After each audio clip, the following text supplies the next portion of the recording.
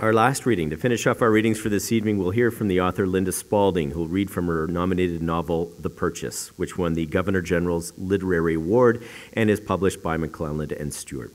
A family saga meticulously crafted from a tangle of rights and wrongs. The power of this brutal, utterly compelling story lies in the fact there are no easy answers to difficult, timeless questions. Linda.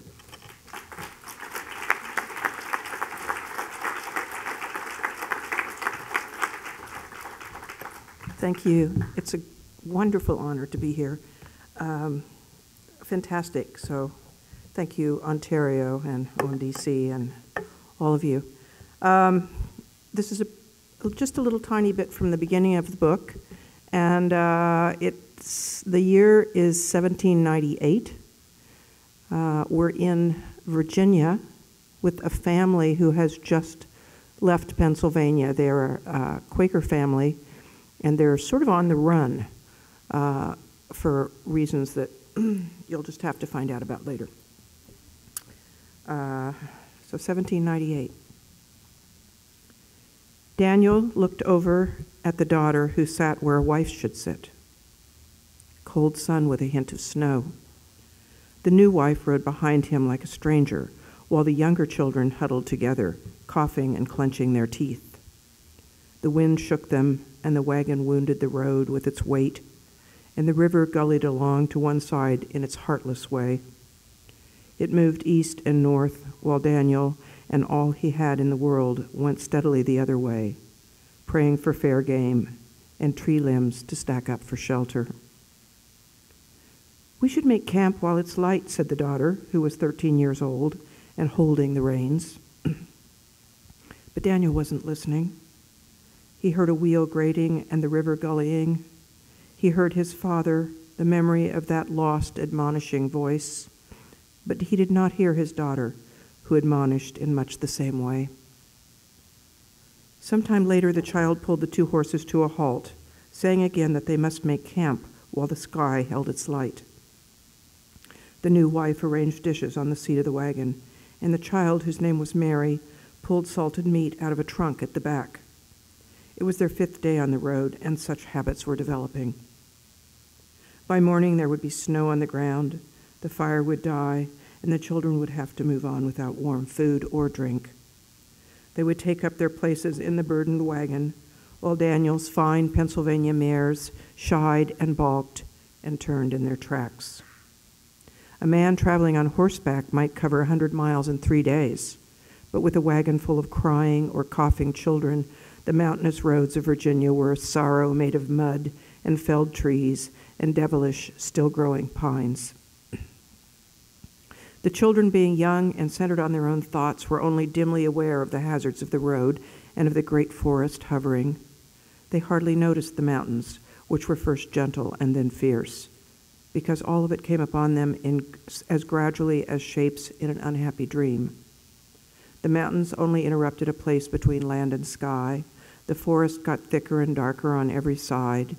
They had, within a few weeks, watched their mother die, given up home and belongings, landscape and habits, school and friends. They had watched people become cold to them, shut and locked doors deny them entrance. How were they to understand?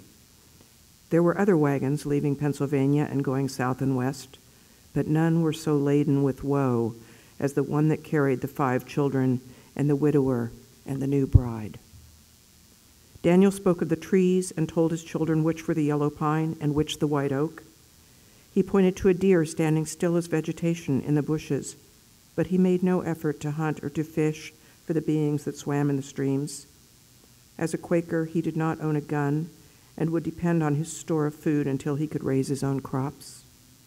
It was November, an ill-advised time for travel, but in spite of rain and cold winds and sore throats, he looked down at the rushing river and told himself that he had no choice. The elders had cast him out. He had been disowned, and now he was rudderless, homeless, alone on a crowded road. He did not count the new wife or the children as companions. They were plants uprooted before they had formed into shape or type. They were adrift on this high road, above a river that divided them from everything they had come to know. Thank you.